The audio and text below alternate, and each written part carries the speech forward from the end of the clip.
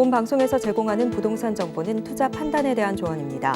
방송에서 제공하는 부동산 물건의 가치, 가격 상승 및 가격 하락에 대해서는 방송사에서 보장하지 않습니다. 헤드라인 뉴스입니다. 국토교통부와 한국부동산원은 지난 한 해 전체 토지 거래량이 약 220만 9천 필지로 전년 대비 33% 감소했다고 지난 26일 밝혔습니다. 이는 2012년 이후 10년 만에 최소치로 지역별로 대구가 54.6% 감소해 가장 많이 줄었고 이어 서울 마이너스 43.5%, 세종 마이너스 42.5% 등 순이었습니다. 거래량이 줄자 땅값 상승폭도 둔화하며 지난해 전국 지가는 2.73% 올라 전년 대비 상승률이 1.44%포인트 감소했는데 이는 2016년 이후 6년 만에 최저치입니다. 최근 역전세난이 심화하는 가운데 지난달 서울 월세 비중이 7개월 만에 최대를 기록했습니다.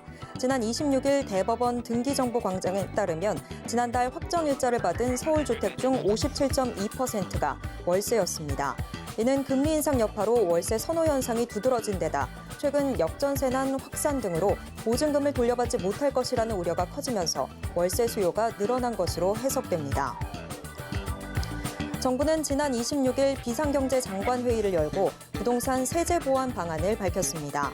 이에 따르면 실거주 목적으로 주택 분양권이나 입주권을 사들인 1주택자는 새집이 완공되고 3년 이내에만 기존 주택을 팔면 양도세를 부과할 때 1주택자로 인정됩니다. 이때 1세대 1주택자가 보유한 주택이 재건축, 재개발될 경우에도 마찬가지로 혜택이 적용됩니다.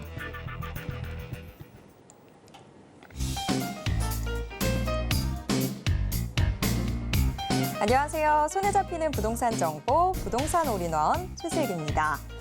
지난해부터 이어진 금리 인상과 또 부동산 시장의 경기 침체 속에서 상승세를 이어나가던 전국의 땅값조차 꺾이는 모양새입니다. 특히 주거 지역의 거래량이 가장 크게 감소했고요. 개발 제한 지역, 상업 지역, 공업 지역 등이 그 뒤를 이었습니다. 자, 오늘도 저희 부동산 올인원과 함께 하시면서 맞춤 투자 계획 슬기롭게 세워보시고요. 부동산에 대한 궁금증은 전화 상담 가능한 02-3153-2668번, 무료 문자 번호 013-3366-0110번으로 언제든지 문의 주시길 바랍니다. 부동산 올인원 생방송은 지금 유튜브로도 함께 하실 수 있습니다. 유튜브에서 서울경제TV 검색하신 후에 실시간 스트리밍 방송으로 함께해 주세요.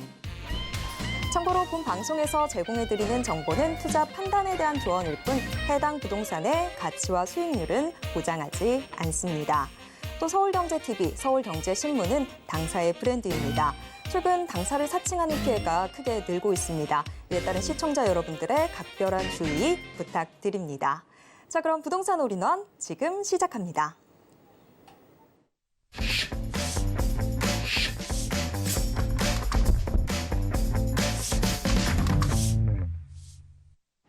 오늘의 부동산 올인원 첫 순서는 레인메이커 이지원 이사님과 함께하겠습니다. 이사님 어서 오세요. 네, 안녕하세요. 네, 투자 잘하시는 분들은 어떤 법안들이 개정될 때 아주 찬찬히 잘 살펴보시더라고요. 여기서 내가 좀 활용할 수 있는 투자의 빈 공간은 없는지 그런 부분들 정말 귀신같이 알아내시던데 이게 혼자서 하기엔 참 어렵잖아요. 그래서 오늘 이지원 이사님이 2023년 반드시 활용해야 할 세법 개정안이라는 주제로 강의 준비해 주셨다고 합니다. 어떤 내용인지 지금부터 들어보겠습니다. 네, 여러분 올해는 정말 팍팍한 삶이 예고되고 있습니다. 경제 전반적으로 무역 수지가 지금 9개월째 적자를 면치 못하고 있고요. 그리고 여러분 뭐 아시겠지만 부동산 시장이 아주 침체에 들어와 있습니다. 지금 집이 있든 없든 간에 모두 다 지금 고통스러운 시기를 보낼 수밖에 없는 그런 상황인데요. 지금 정부가 이러한 이 부동산의 거래 활성화 그리고 부동산의 연착륙을 위해서 바로 올해부터 이제 세법을 개정을 해서 이렇게 여러분들께 어느 정도 절세할 수 있는 전략. 그래서 이 물가 상승으로 인해서 실질 소득이 줄어드는 그런 것들을 이런 절세를 통해서 좀 더 상쇄시킬 수 있는 그래서 좀 더 나을 수 있는 그런 방법입니다. 지금 여러분 일단은 기다리고 계시는 게 바로 특례 보금자리론이죠. 지금 이제 바닥을 찍었다 뭐 이런 얘기가 솔솔 나오고 있습니다. 그래서 집을 좀 쉽게 살 수 있게 만들어 주거나 아니면 기존의 대출이 너무 지금 부담스럽다 할 때 이제 저금리로 갈아탈 수 있는 여러 가지 그런 혜택을 주는 대출이 되겠습니다. 특례 보금자리론이 이제 1월 30일부터 1년간 한시적으로 바로 이제 운영이 됩니다. 신청 대상이 이제 9억 원 이하의 주택의 대상이고요. 그리고 이 9억 원은 KB 시세가 가장 우선적으로 됩니다. 자, 그리고 최대 5억까지. 그리고 금리는 아직 나오지 않았습니다만 뭐 사람마다 다르겠지만 보통 이제 4.5% 중반대 4%대로 그렇게 아시면 될 것 같습니다. 중도 상환 수수료도 면제고요. 여기에서 이제 세 가지를 활용할 수 있습니다. 주택을 신규 취득하거나 그리고 대환대출, 그러니까 고금리에서 저금리로 갈아타는 대환대출, 그리고 보전대출이라는 것은 내가 지금 운영하고 있는 임대주택에서 전세금을 빼줄 수 있는 그런 대출을 말합니다. 여기에서 해당되는 이걸 신청할 수 있는 분들은 이 무주택이거나 1주택 그리고 일시적 2주택 이렇게 세 부류로 나와 있고요. 2주택 이상 다주택이나 법인은 신청할 수 없습니다.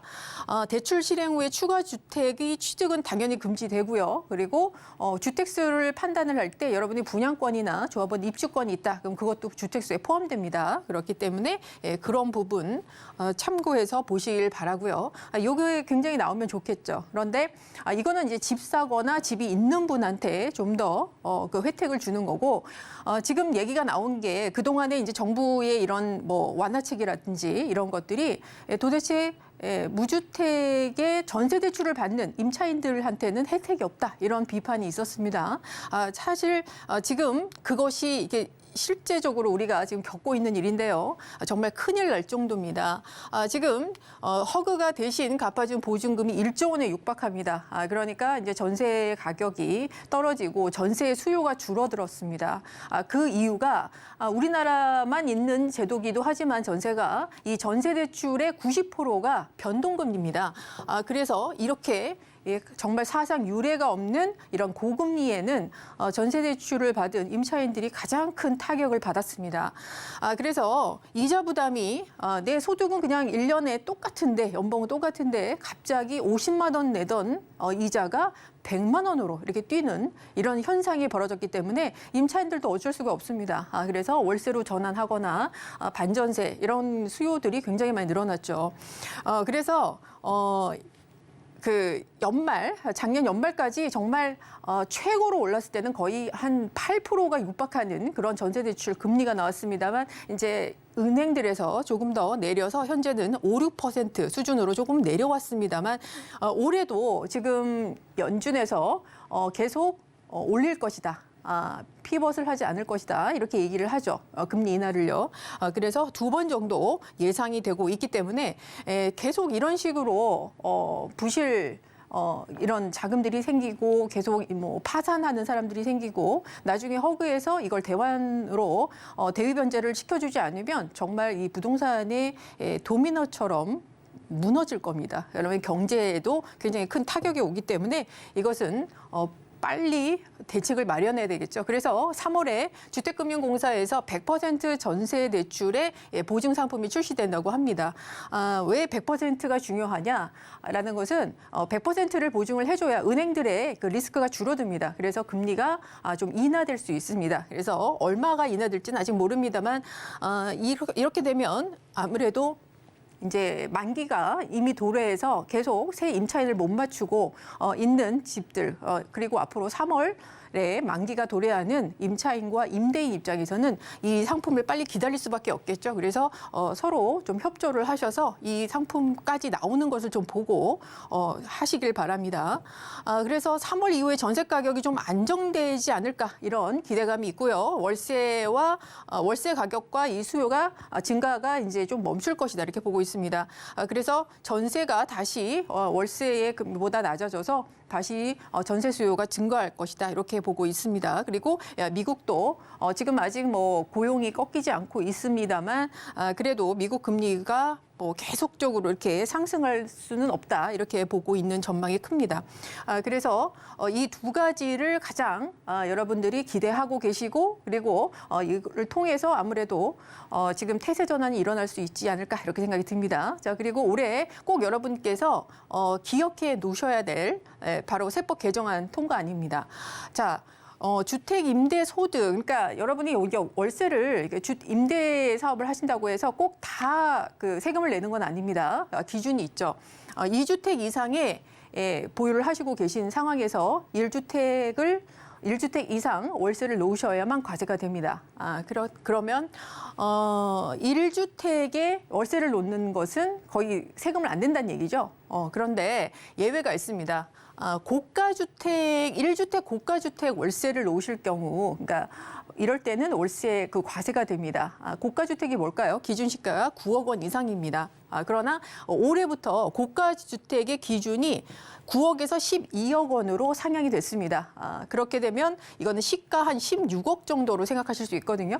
그렇게 되면은 가장 혜택을 보실 수 있는 분은 누구냐? 네, 1주택의 다가구 1주택 월세 소득자가 가장 큰 혜택을 봅니다. 이 다가구는 이 호실마다 월세를 받을 수 있는데 주택은 1주택으로 잡힙니다. 그런데 9억 원의 기준 시가 공시가가 9억 원이 넘는 분들은 계속 그것을 냈죠. 세금으로. 그러나 지금은 상향이 됐기 때문에 예전에 작년까지 세금을 내셨던 분들도 올해는 세금을 안 낼 수도 있다. 그래서 모두 나의 소득이 될 수 있다. 이렇게 되는 겁니다. 자, 그리고 연금에 있어서 이런 얘기가 있습니다. 연금을 막 이게 하라고 권장을 하면서 아니 막상 연금을 수령했을 때 1,200만 원을 초과하게 되면 또 종합 합산이 됩니다. 다른 타소득이 근로소득이나 사업소득이 있을 때, 그러니까 사업소득이 뭐 대표적으로 우리 부동산 하면 이제 주택임대소득이겠죠. 그러면은 그냥 합산이 됩니다. 그러면은 너무하는 거 아니냐 이런 얘기가 좀 나왔죠. 연금 상품에 이렇게 가입을 해서 납입을 할 때도 세액공제를 받게 됩니다. 그런데 여기에는 총 급여액이나 나이에 따라 차등 적용을 받았는데요. 올해부터는 600만 원 이렇게 급여나 나이 불문 없이 600만 원 최대 공제를 받고요. 최대 그리고 퇴직연금은 900만 원까지 이렇게 받습니다. 이 소득 세액공제라는 것은 내야 할 세금에서 빼주는 거기 때문에 엄청난 혜택이 있는 거죠. 그리고 연금에도 지금 올해는 연금 1,200만 원을 초과해도 내가 수령해도 다른 타소득이 있어도 합산하지 않습니다. 종합과세로. 그러니까 이것만 분리과세 15%로 할 수 있기 때문에 혜택이 엄청나게 늘어났다. 이렇게 보시면 될 것 같습니다. 정부가 좀 안간힘을 쓰고 있는 것 같습니다. 세금 줄여주려고. 자, 그리고 부동산의 증여취득과세, 2월과세가 조금 변화가 있었죠. 작년에 계속 이런 얘기가 나왔습니다. 증여를 하려면 2022년까지 해라. 뭐 이런 얘기 나왔는데 이것 때문에 그럽니다. 지금 내가 증여를 받았을 때 5년 내에 증여를 받고 양도를 했을 때 팔았을 때 그 양도 차액을 줄일 수 있는 방법이 좀 이렇게 꼼수로 많이 쓰여졌었죠. 그래서 증여했던 그 취득가액으로 소급 적용을 하는 걸 2월과세라고 합니다. 그런데 그게 5년에서 올해는 10년으로 이렇게 늘어났습니다. 한번 증여받으면 10년 동안 못 파는 팔 수는 있으나 팔면 세금이 굉장히 많이 나온다라는 거죠. 자, 근데 여기에서 하나 포인트가 자, 여러분 주식 요즘에 또 많이 하시죠? 특히 이제 서학개미들 해외 주식들 많이 하십니다. 여러분이 여기에서 취득세, 주식의 취득 2월과세 도입이라는 걸 좀 들여보셨을 거예요. 금융 투자 소득에 대한 과세가 한다라고 했습니다. 원래는 올해부터 시행을 하려고 했는데 이게 2년 유예가 됐습니다. 그래서 2025년까지 유예가 됐는데 자, 여기서 왜 이 포인트가 있냐? 자, 여러분 이게 부부간 증여 공제가 6억 원까지입니다. 그렇기 때문에 이렇게 해외에서 주식, 예를 들어 뭐 애플이 굉장히 많이 올랐다. 그런데 그것을 가장 높은 가액으로 내 부인이나 남편한테 이렇게 이전을 합니다. 그리고 배우자가 그것을 양도하게 되면 가장 세제 혜택을 크게 볼 수 있습니다. 이게 2년 동안 가능하기 때문에 이 2년의 기회를 놓치지 마셔라 이런 얘기입니다. 그러면 결국에는 내 소득을 그러니까 그만큼 절세야 되니까 소득이 늘어나는 그런 얘기죠. 자, 그리고 아래 세 개는 아직 개정이 안 됐습니다만 지금 추진 중입니다. 언제 뭐 올해 안에 개정이 될지는 모르겠지만 이런 문제가 있었죠. 우리나라는 증여랑 그 상속세가 너무 높아. 이런 비판이 있었습니다. 그리고 언제적부터 그 성년 자녀한테 10년에 걸쳐서 5천만 원밖에 증여를 못했죠. 그게 비과세니까요. 그러나 이것은 물가 상승률이나 그리고 부의 이전을 막는 조치다라고 해서 이것이 이제 5천에서 2억 원까지 이렇게 상향 조정되는 것을 추진 중이라고 합니다.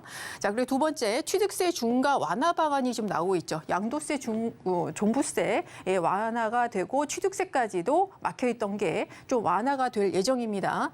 2주택까지 일반 과세로 바뀌고요. 3주택이나 법인 현행보다 8%, 12% 조정, 비조정 이렇게 봤을 때 그것이 다시 4%, 그러니까 50%씩 줄어드는 거죠. 그래서 4%, 6% 이렇게 줄어든다. 이렇게 보실 수 있겠습니다. 자, 그리고 증여취득세도 상당히 또 변화가 있습니다. 자, 증여취득세는 원래 3.5%입니다. 비규제에서는. 그런데 조정 대상 지역에 3억 이상의 주택을 증여했을 때 그 수중자의 취득세가 12%로 크게 중과가 됩니다. 최고 세율이죠. 근데 이것이 이제 6%, 50% 이제 완화가 될 예정이고요.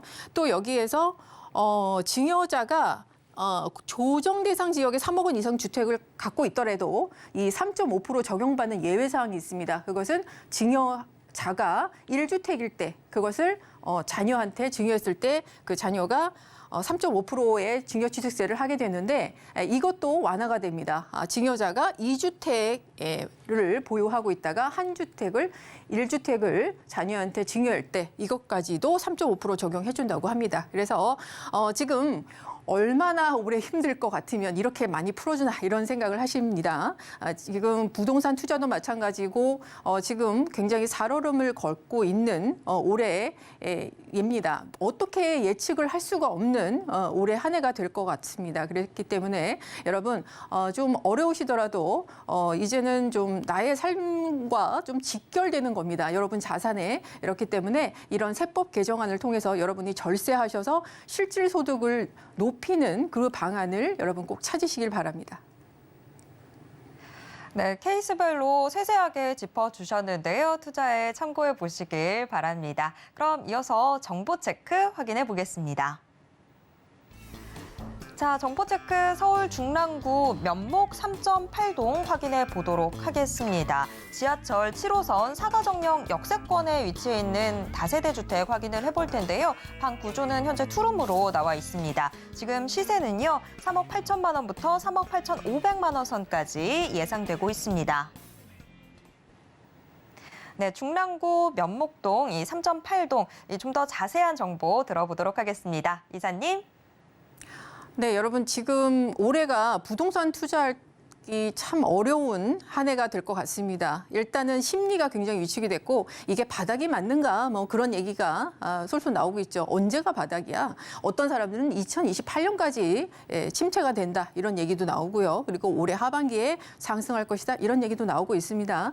그러나 지금 이게 면면을 좀 들여다보면 많이 떨어진 지역들은 많이 올랐던 지역입니다. 그리고 이 지역들을 또 찬찬히 살펴보면 실거주가 많은 곳보다는 투자 수요가 많이 들어간 곳이 많이 빠졌습니다. 자, 그런데 오늘 이제 소개드릴 바로 이 중랑구 면목 3동, 그러니까 3동, 38동이라고 합니다. 이 지역 일대가 제가 이제 주목하는 이유가 여기가 노후 저층 주거지가 굉장히 많이 밀집되어 있는 지역이죠.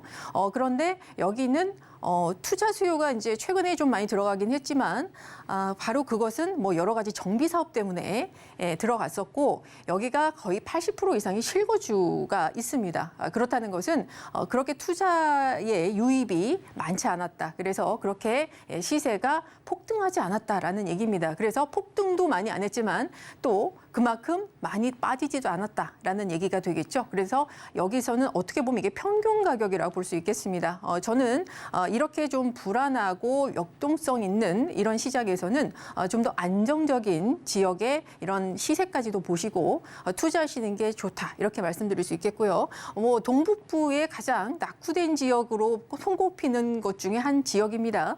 그렇지만 반대로 그것이 재투성에서 신데렐라 되듯이 가장 미래에 2028년부터 30년에 이르기까지 굉장히 많은 변화가 일어날 곳이 여기다라고 말씀드릴 수 있겠습니다. 7호선 강남의 노선을 갖고 있습니다. 그래서 여기는 강남의 배후 주거지로서 가장 저렴한 주거비를 또 자랑하던 곳이었습니다. 그런데 이곳이 또 따지고 보면 이 광화문 여의도까지 이렇게 3대 업무지구를 모두 관통하는 직주 근접의 위치를 갖고 있고요. 그리고 앞으로 이제 생기는 고덕 비즈밸리에 또 굉장히 또 접근성이 좋은 곳입니다. 그래서 일자리가 주변에 많이 생기고 있고 그 접근성이 원래 좋은 곳이다라고 볼 수 있겠는데 여기에 그렇게 시세가 많이 뛰지 않았던 것은 저층 노후 주거지가 많았기 때문이죠. 그럼 어떻게 이 시세가 나중에 변화할까요? 네, 여기는 재개발 같은 정비 사업을 통해서 아파트로 변해야만 여기 시세가 떠오릅니다. 그런데 그걸 지금 하고 있죠. 자, 그래서 오늘 이제 사가정역 7호선 라인의 면목역 바로 아래에 있는 사가정역 라인의 초역세권인데요. 또 여러분 투자하기 어려운 이유가 여러분 아직 취득세 중과가 풀리지 않았습니다. 구옥을 하기에는 굉장히 부담스러운 가격입니다. 근데 신축 빌라를 해서 임대사업자에서 감면을 받으려고 해도 지금 서울시에서 정말 많은 정비 사업들이 일어나고 있고 이제 투기 수요를 막기 위해서 어떻게 했습니까? 권리산정일, 현금 청산 기준일을 만들어 놨습니다. 작년에 다 끝났습니다, 사실. 그렇기 때문에 지금은 신축 빌라 함부로 투자를 못 합니다. 요즘 이제 서울시에서 바로 이 문제 현금 청산에 몰랐다가 갑자기 대상이 돼서 굉장히 그 지금 민원이 많이 빗발친다고 하는 풍문을 제가 들었습니다. 그래서 이 부분이 굉장히 이슈가 되고 있는데 물론 이제 오늘 소개드리는 것은 거기에 벗어났으니까 말씀을 드리는 거죠. 벗어날 수 있는 것은 예전에 준공이 됐지만 건축주가 분양을 안 했다. 그리고 본인이 뭐 월세나 이런 걸 놨다. 그러다가 후분양이다. 이런 것을 좀 보시면 될 것 같습니다. 그리고 이제 여기 이 사가정역 위에 보시면 이 상봉역과 망우역이 있는데요. 상봉역은 이제 최근에 여기가 그 주상복합의 대단지 주상복합 단지로 사업 시행 인가가 지금 떨어진 곳입니다. 그래서 본격적인 이제 개발이 들어가는 지역이고요. 자, 그래서 GTX B노선까지 들어오기 때문에 교통, 그다음에 일자리, 그 주변에 여러 가지 복합 시설들 이런 것들이 들어온다라는 거죠. 그리고 좀 보시다시피 지금 모아타운은 64개소가 서울시에서 선정이 돼 있습니다. 거기에서 가장 많은 비율을 차지하고 있는 곳이 이 면목역 주변이다. 이렇게 보시면 되겠고요. 그래서 이곳이 정책적으로 개발을 하려고 만든 곳이다. 여러분 이렇게 보시면 될 것 같습니다. 자, 지금 그래서 동의서 걷고 있는 지역들이 굉장히 많이 있습니다. 그래서 여기 지역에 투자하시려면 한 1억 5천 정도 필요하시고요. 그 인근 지역에, 그러니까 차순위 재개발을 노리시려면 한 5천 정도 필요하십니다. 그래서 이 말씀드렸듯이 지금 신속이나 공공재개발이나 맨 마지막 모아타운까지도 지금 신통, 지금 올해에 지어지고 있는 신축들은 여러분 하시면 안 된다 이제 말씀드렸고요. 자, 그리고 이 사가정역 면목역에서 청량리까지 이어지는 요 또 라인도 보셔야 됩니다. 청량리가 이제 올해 9개 그 주상복합들이 들어옵니다. 그래서 여기가 지금 복합 3대 복합 환승센터뿐만 아니라 주변에 상업지구 이런 것들이 굉장히 이제 발달을 하는데 최대의 또 교통망을 갖고 있다 이렇게 보시면 될 것 같고요. 여기와 바로 직결되는 면목선까지 예정이 되어 있고요. 자, 그리고 대우건설에서 이번에 수주가 됐죠. 그래서 동부간선 지화와 그리고 GTX 비노선 사실상 수주를 했습니다. 본격화된다는 얘기입니다. 특히 이 동부간선 지하와 여기 이 도로를 통하면 세계차 도로가 바로 영동대로 삼성 복합지구로 이어집니다. 국제급으로 복합지구로. 그래서 10분 내에 갈 수 있기 때문에 강남 접근성이 굉장히 높아진다. 이렇게 보시면 되겠고요. 그래서 면목 38동에 투룸입니다. 3억 8천에서 3억 8,500. 권리 산정일 여러분 걱정하실 거 없고요. 전세가 3억 3천에서 3억 4천. 그래서 실제 투자 금액이 4천에서 5천만 원 정도면 여러분 투자하실 수 있는 지역이다. 이렇게 설명드리겠습니다. 네, 중랑구 면목동은 아무래도 요새 정말 이슈가 너무 많은 지역이긴 한데요. 이사님, 이 중랑구 면목동 투자 전략 다시 한 번만 좀 정리해 주시겠어요? 네, 지금 서울시에서 진행되고 있는 모든 정비 사업의 종류별로 다 있는 곳입니다. 면목동 일대, 중랑구 일대가 다 그렇죠. 그리고 상봉의 터미널, 복합 단지, 그것이 본격화되고 있고요. 그리고 면목선에 이어지는 7호선 라인, 그리고 사가정역에 오늘 소개드리는 바로 초역세권의 그 이점, 역세권 개발 이런 것들도 같이 보시면 되겠습니다. 1월 5일 이후 비구제 지역에 해당이 됩니다. 그래서 많은 이 정비 사업을 하면서 걸림돌이 됐던 이런 많은 것들이 지금 풀리고 있는 상황입니다. 그렇기 때문에 지금 정비 사업의 속도가 이 와중에도 지금 나고 있는 지역입니다. 그래서 여러분이 지금 선정 지역에 투자를 하시려면 한 1억 5천 정도는 필요하시고요. 그 인근 지역에 차차기 또는 차기 이런 것을 노리시려면 한 5천만 원 정도로 해서 시간에 투자하시면 된다. 이렇게 말씀드리고 싶습니다. 네, 중랑구 면목동 소개 잘 들었습니다. 이지원 이사님의 1:1 무료 전화 상담도 안내해 드릴게요. 2023년 세법 개정을 이용한 현명한 부동산 투자법이라는 주제로 상담 진행될 텐데요. 참여 원하시는 분들은 02-3153-2668번으로 문의 주시길 바랍니다. 오늘도 알찬 정보 소개해 주신 이지원 이사님과는 여기에서 인사 나누도록 하겠습니다. 이사님 고맙습니다. 감사합니다. 방금 만나보신 부동산 정보 체크는 네이버 TV의 센TV 부동산 사람들을 통해서 다시 보실 수 있습니다. 지금 화면으로도 한 번 더 정리해 드릴게요.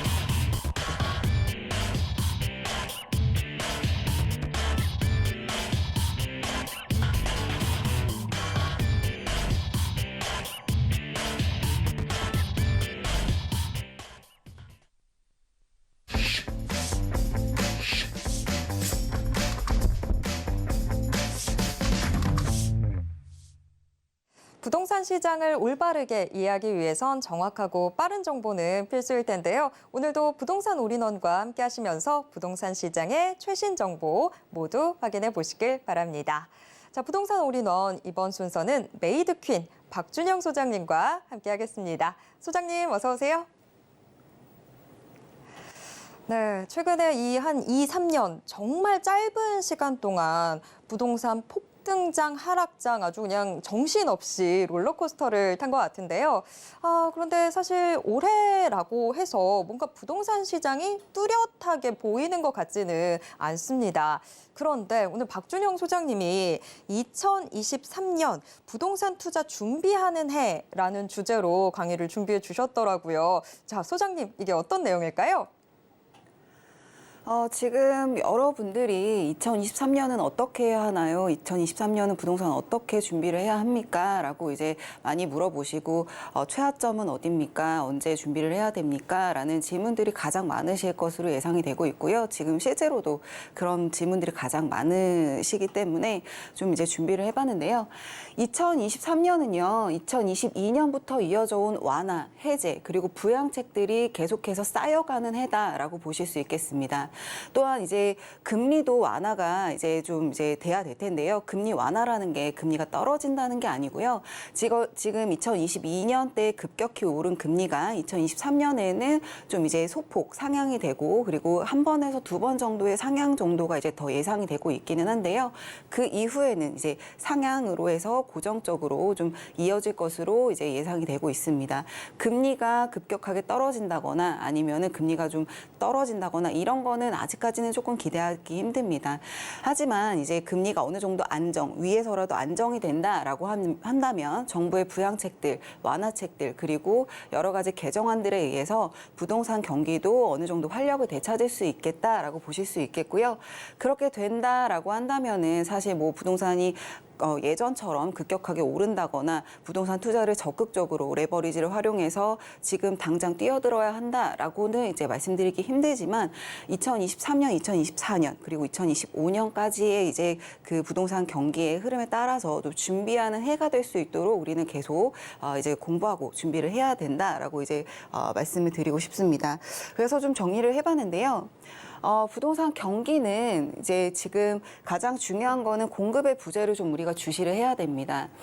지금 이제 공급이 계속 밀어내기 분양식으로 이제 기존에 이제 만들어졌던 것들을 계속 분양을 하고 공급이 굉장히 많은 시기이기 때문에 지금 우리가 눈에 보이는 거는 뭐 미분양이라든지 아니면은 이제 신축 아파트들의 급락 이런 것들을 계속 보실 수 있겠는데 이 시기가 그렇게 길지 않을 것으로 예상이 되고 있습니다. 왜냐하면 이제 부동산이라는 거는 이전에 지어놨던 것들이 지금 현상이 나타나는 거고요. 지금 지어지지 않는 것들이 또 몇 년 후에 이제 또 문제가 발생이 되는 거기 때문에 지금 2023년이다라고 한다면은 우리가 지금 준비해야 되는 거는 2026년에서 2027년으로 준비를 해야 됩니다.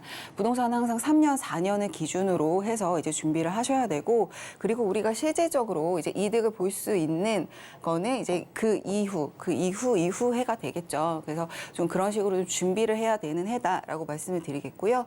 공급의 부재가 문제가 되는 시점도 중요하지만 지역도 굉장히 중요합니다. 지금 이제 이런 시기를 지났기 때문에 지금 앞으로 이제 오는 시장에서는 상급지의 중요성이 훨씬 더 중요해질 것으로 보여지고 있습니다. 또한 부동산 경기 또한 상급지부터 풀리고요. 지금 이제 전격적으로 이제 규제가 완화됐지만 용산이나 강남 3구 같은 경우에는 해제가 되지 않았죠. 그리고 앞으로도 해제가 될지는 굉장히 불투명한 상태입니다. 왜냐하면 지금도 이제 주택을 이제 사고 파는 가장 상위 그 퍼센테이지가 70% 이상이 이제 가장 비싸게 사고 팔린 그 금액대가 용산이랑 강남 3구가 이제 차지를 하고 있고요. 오피스텔 같은 경우에는 상위 10위권이 다 이제 용산이랑 강남 3구로 되어 있기 때문에 지금 이제 거래가 되고 있는 것들 중에 이제 금액대가 좀 있거나 이제 좀 제대로 된 거래가 이제 이루어지고 있는 곳들이 이제 그곳들이다라고 보실 수 있기 때문에 그곳들에 대한 규제들은 조금 단시일 내에 이제 해제되기는 힘들다. 그리고 그 옆에 주변 지역에 또한 상급지도 아직 지금은 풀려 있지만 금방 이제 좀 부동산 경기가 살아난다 그러면 규제로 이제 바짝 쪼여질 가능성이 있기 때문에 그런 부분들도 염두를 해두셔야 된다. 그리고 상급지 주요 수요 편중 성향은 앞으로도 점점 더 심화될 것이고요. 여기에는 사실 새로 질 수 있는 땅 자체가 많이 없습니다. 그렇기 때문에 기존에 있는 이제 땅들이라든지 집들을 이제 다시 개발을 해서 이제 다시 만들어주는 이제 상황들이 돼야 될 텐데 지금은 규제들이 완화가 돼서 풀렸지만 다시 규제가 됐을 때는 그곳들이 계속해서 노후된 상태로 이제 방치가 될 수 있습니다. 그런 부분들도 이제 우리가 생각을 해야 되기 때문에 상급지 중심의 부동산을 조금 심혈을 기울여야 되는 부분이다. 그리고 가장 중요한 거죠. 저평가되어 있는 지역을 좀 선별을 해서 지금 같은 시기, 지금처럼 우리가 싸게 살 수 있고 우리가 원하는 지역에 들어갈 수 있는 시기에 저평가되어 있는 지역으로 들어간다. 상급지에서 저평가되어 있고 개발 호재가 많은 지역에 들어간다라고 한다면은 2023년, 2024년 부동산을 준비를 할 때 좀 제대로 준비할 수 있는 시기가 아닐까라고 생각이 듭니다. 부동산 투자에서 가장 중요한 거는요, 소액 자금입니다. 내가 가진 돈의 모든 돈을 투자를 하기에 지금은 적절치 않습니다. 은행의 대출을 끌어다가 이제 레버리지를 활용하는 것도 지금은 적절치 않습니다. 내가 가진 돈에서 일정 부분 소액 자금 기반의 이제 투자를 하시는 게 가장 이제 적절하겠고요. 재개발, 재건축이 이제 가능한 지역에 투자하신다면 조금 더 안정적인 투자가 가능하시겠지만 지금 뭐 미분양도 많고 뭐 분양가 상한제가 이제 계속 완화가 되면서 아무래도 집값도 이제 많이 올라갈 것 같고 그런 상황에서는 사실 이것도 부담스러우실 수 있으시기 때문에 지금 이제 가장 중요하게 대두되는 거는 개발 호재 밀집 지역입니다. 여러 가지 큰 개발 호재들이 한 지역에 밀집돼 있어서 여러 가지 인프라라든지 효과를 받을 수 있는 집중적으로 받을 수 있는 지역으로 상급지 중에 가장 이제 밀집돼 있는 개발이 밀집돼 있는 지역으로 투자를 하시는 게 조금 더 안정적인 투자를 위한 좀 첫걸음이다라고 볼 수가 있겠고요. 그리고 기왕이면 초기 투자를 통해서 좀 소액 자본으로 우리가 시간의 투자를 같이 해서 나오는 수익률을 극대화하는 게 이제 중요하다라겠고요. 그리고 이제 아무래도 부동산이기 때문에 장기 소유에 따른 임차 수익률을 이제 무시를 못합니다. 장기 소유에 의해서 이제 그 집에 대한 수익률이 계속해서 나올 수 있는 집인지 아니면 이런 뭐 역전세 현상이라든지 월세가 나가지 않아서 계속 마이너스를 받을 수 있다거나 좀 노후화가 돼서 계속해서 수리비가 된다거나 좀 이런 식으로 이제 이 장기 소유에 좀 부정적인 영향을 끼칠 수 있는 부분들이 있는지 없는지를 지금 같은 시기에는 우리가 고를 수 있는 시기이기 때문에 꼭 꼼꼼하게 체크를 하셔서 좀 2023년을 준비하는 부동산을 좀 가져가시기를 바라겠습니다. 네, 박준영 소장님의 부동산 이슈 진단 함께 하셨습니다. 참고로 부동산 올인원에서 제공해드리는 정보는요, 투자 판단에 대한 조언일 뿐 해당 부동산의 가치와 수익률을 보장하지는 않는다는 점 꼭 기억해 주시길 바랍니다. 자, 그럼 계속해서 부동산 정보 체크 확인해 보겠습니다. 자, 우선 서울 용산구 문배동부터 확인해 보도록 하겠습니다. 지하철 1호선 남영역 역세권에 위치한 오피스텔 확인해 볼 텐데요. 용산이다 보니까 1호선 외에도 다른 다양한 지하철 노선들 손쉽게 이용할 수 있을 것으로 기대되고 있습니다. 자, 그리고 이 오피스텔 방 구조는 투룸으로 되어 있고요. 현재 시세 5억 2,500만 원부터 5억 3,500만 원 선까지 예상되고 있습니다. 네, 용산구 문배동 자세한 정보 들어볼까요, 소장님? 네, 용산구 문배동 지금 이제 규제 지역에 묶여 있는 지역이기도 한데요. 용산구라고 하는 이 지역 자체가 이제 개발 호재들이 굉장히 많이 밀집이 되어 있고 개발 계획들이 많이 잡혀 있습니다. 그리고 그 개발 계획은 계속해서 지금 업데이트되고 추가되고 있기 때문에 지금 서울에서 가장 개발 계획이 많고 호재가 많은 지역 용산이다라고 볼 수가 있겠는데요. 지금 용산구 문배동은 지도상으로 보여드리겠지만 정비정부지에 가장 밀접하게 접해 있는 지역이다라고 볼 수가 있겠습니다. 그리고 개발에 따른 지역시 상승에 대한 편승 그리고 이 지역까지 개발이 확장될 수 있기 때문에 그거에 따른 효과 또 이제 가능성이 굉장히 높고요. 그리고 이 지역 자체가 굉장히 이제 우리나라 교통의 중심지잖아요. 문배동 또한 그 교통의 중심지로에 대한 이제 영향도 많이 받을 뿐더러 문배동 자체에도 굉장히 이제 위치가 좋고 여기 바로 앞에 위치하고 있기 때문에 교통이 굉장히 편리하다라고 볼 수가 있겠고요. 아까 말씀드렸다시피 용산하고 강남 3구 규제 지역은 유지가 됩니다. 그렇지만 이유는 여기에 있는 이 지역에 있는 부동산들이 가장 가치가 떨어지지 않고 계속 이제 높게 이제 유지가 되고 앞으로도 이 지역으로 이제 개발 호재들이 굉장히 많이 잡혀 있고 앞으로도 계속 오를 수 있는 여지가 있다라는 것을 반증하고 있기 때문에 다른 이제 투자자분들께서 이제 선호하는 위치가 이 네 가지 지역에 좀 밀집이 되어 있다라고 볼 수가 있겠고요. 지금 용산 같은 경우에는 위치적으로 영등포 여의도 그리고 강남 서초 그리고 여기 구도심의 가장 중간에 위치해 있고 또 한강을 끼고 있기 때문에 굉장히 지리적으로 유리한 위치에 있다라고 볼 수가 있겠습니다. 구도심은 이미 도심의 활력이 많이 감소됐고 너무 노후화가 많이 되었고요. 강남 같은 경우에는 지금 너무 포화 상태입니다. 그렇기 때문에 이 강남의 기능을 좀 분산할 수 있는 그런 이제 여건들을 좀 만들고자 계속해서 노력을 해왔고요. 그리고 여의도 같은 경우에는 이제 국제 금융도시로 성장을 하겠죠. 그에 발맞춰서 같이 성장할 수 있는 곳이 이제 용산이다라고 볼 수가 있겠고요. 있고요. 여의도는 국제금융도시, 그리고 용산은 국제테크도시, 국제도시로서의 기능을 조금 더 추가한 정말 실리콘밸리의 기능, 그리고 교육과 의료의 기능까지도 이제 용산에 밀집이 될 것으로 보여지고 있습니다. 그리고 여의도 국제금융도시와 용산의 국제테크도시는 굉장히 연계성을 띈 도시로 이제 서로 발전을 이제 서로 공조를 할 텐데요. 그렇기 때문에 앞으로 이제 개발 가능성에 대해서도 여의도와 용산이 이제 같이 나아가는 그림을 이제 좀 상상을 해볼 수 있겠는데요. 지금 문배동 같은 경우에는 용산 이제 정비창 부지 국제도시로 이제 개발될 부지에 바로 이제 붙어 있는 지역이다라고 볼 수가 있겠고요. 사실 용산 전체로 봤을 때도 굉장히 개발 사업이 지금 많이 예정이 되어 있고 앞으로 될 지역도 굉장히 넓게 분포되어 있다라고 볼 수가 있겠는데요. 지금 이쪽이 이제 문배동인데 이 정비창 부지와 여의도 국제금융도시를 잇는 도로가 이제 원효대교입니다. 그래서 이 주변, 원효대교 주변으로 굉장히 개발 확장 가능성이 높다. 그리고 그 확장 가능성이 영향권에 있는 지역이다라고 볼 수가 있겠습니다. 여기에 또 이제 서울역과도 지금 이렇게 보시면 서울역과도 거리감이 굉장히 좋은데요. 서울역에는 지금 이제 호재들이 너무 많이 이제 분포되어 있죠. 지금 5개의 노선이 지나고 있는데 여기에 또 수색광역 고속철도 신안산선, GTX 신분당선까지, 그리고 GTX 같은 경우에는 환승까지도 이제 A 노선, B 노선이 환승되는 지역에 위치하고 있다 보니까 교통의 가장 중심에 있는 지역이 서울역이 될 것이다. 그리고 여기에 38층 규모의 초밀집 컨벤션 센터도 이제 들어올 예정이기 때문에 강남의 컨벤션 센터가 부럽지 않은 용산의 컨벤션 센터가 서울역에 이제 만들어진다. 그리고 가장 중요한 이제 교통편이죠. UAM 노선. UAM 노선이 용산에서 이제 공항을 잇는 건데요.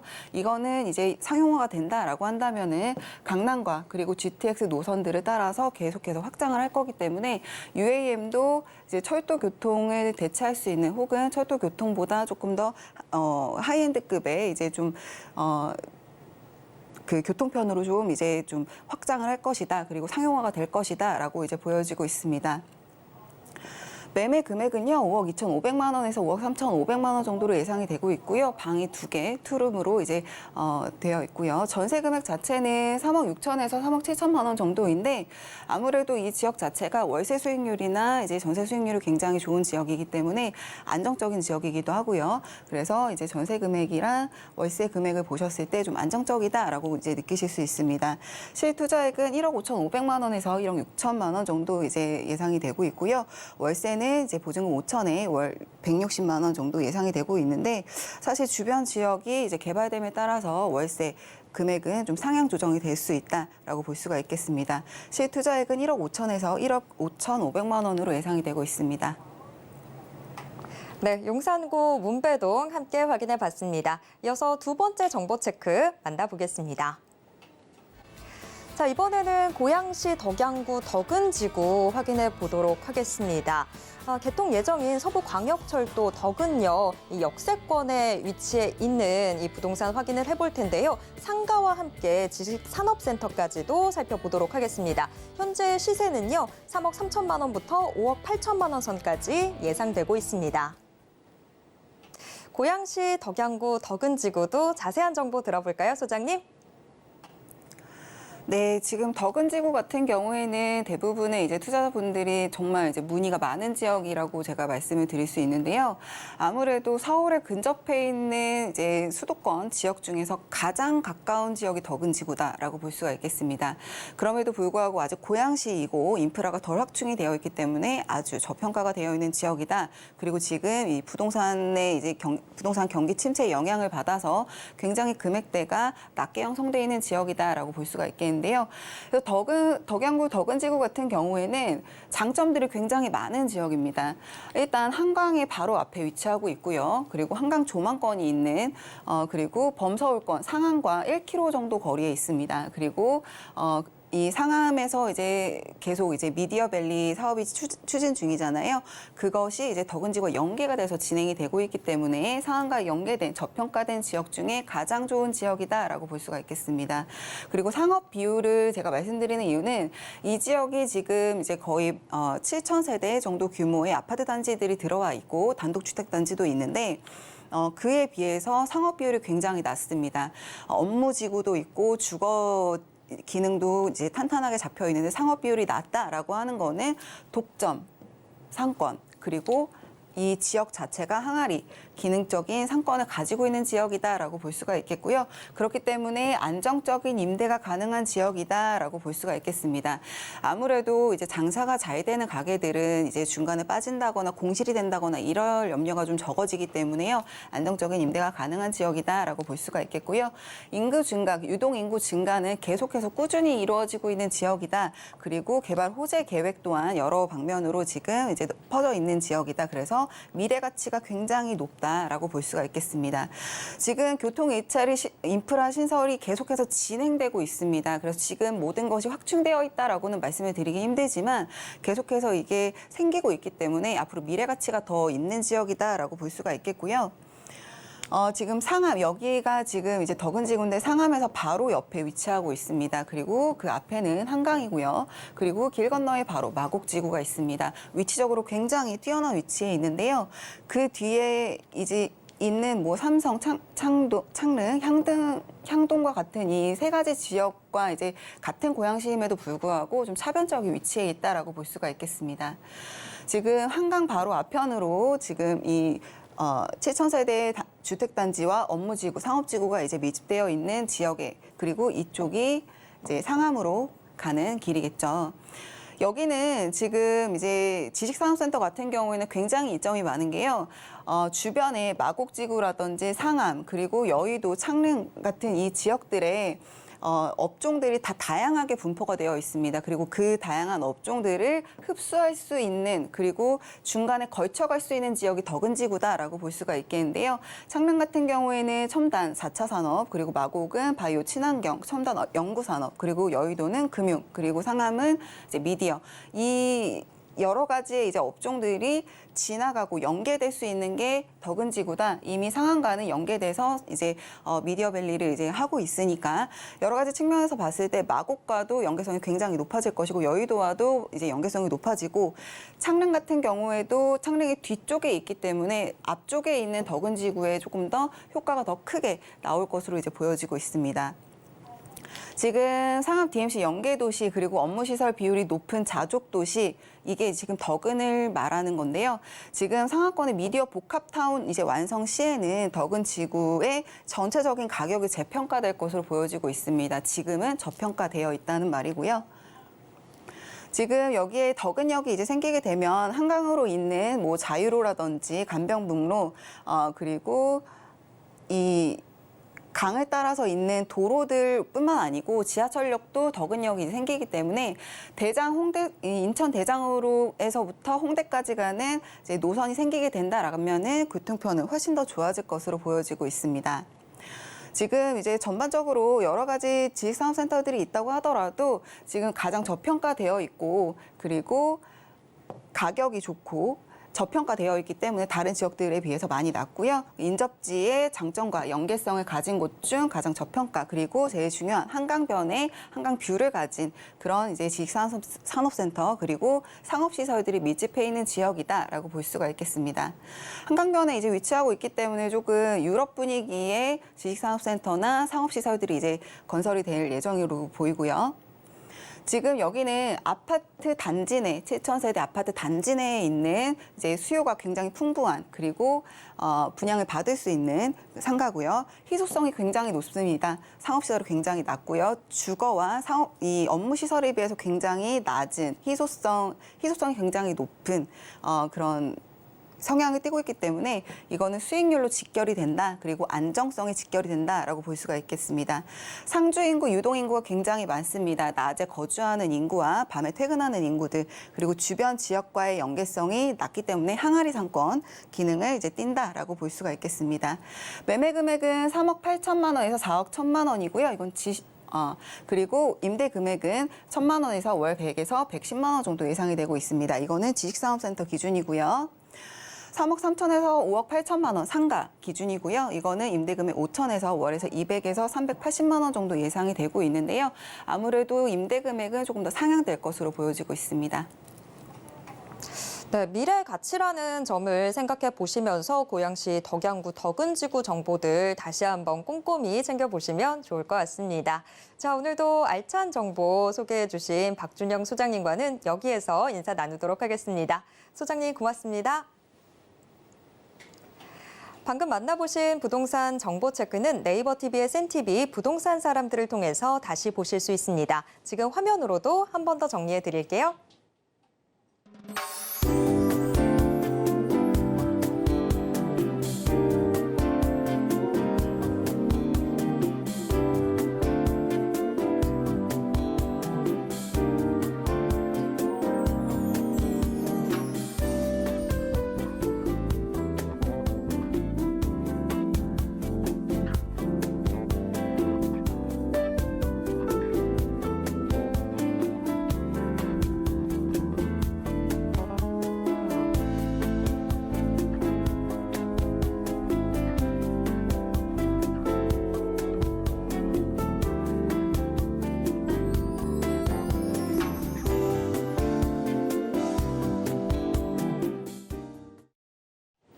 부동산 올인원에서 제공해드리는 정보는 투자 판단에 대한 조언일 뿐 해당 부동산의 가치와 수익률은 보장하지 않습니다.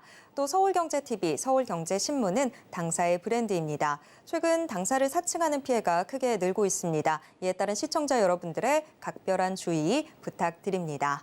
오늘 방송은 서울경제TV 홈페이지와 네이버 TV의 센TV, 부동산 사람들을 통해서 다시 보실 수 있습니다.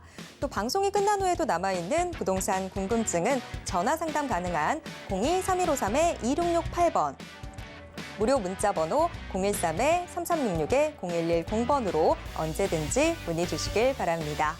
오늘 저희가 준비한 내용은 여기까지입니다. 시청해주신 여러분 고맙습니다.